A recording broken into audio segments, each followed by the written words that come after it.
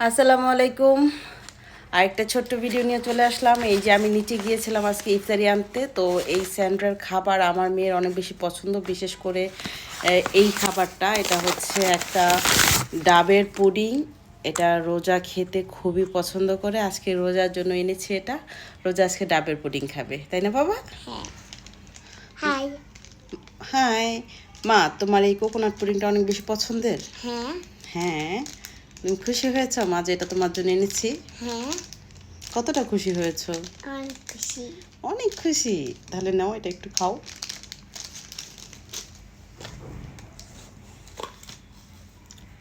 চামিচ চামিচটা এখন খুইলা নিই আমি, ঠিক আছে মাম্মি?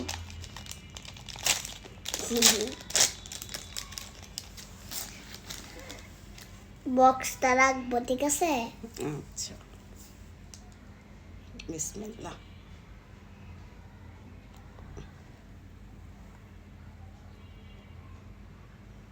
কেমন? যা। মজা, অনেক মজা। তুমি খুশি হয়েছো? অনেক খুশি। মাশাআল্লাহ, আলহামদুলিল্লাহ।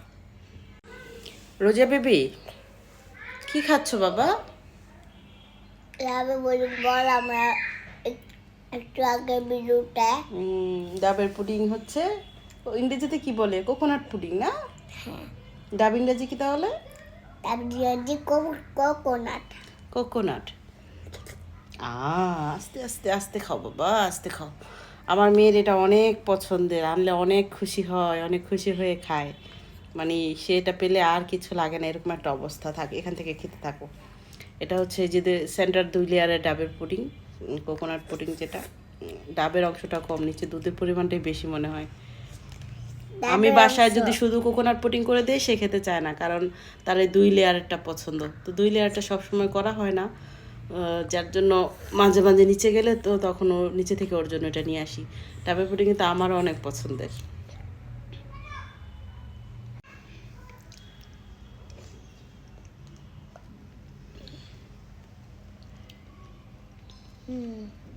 অনেক মজা কোকোনাট পুডিং, ইয়াম্মি।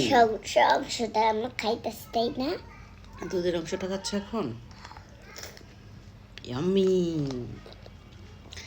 তো যাদের আশেপাশে সেন্ট্রাল ব্রাঞ্চ আছে, তারা চেষ্টা করবেন ওইখান থেকে ওদের কোকোনাট পুডিংটা একটু ট্রাই করার। এটা খেতে কিন্তু আসলে অনেক বেশি মজা।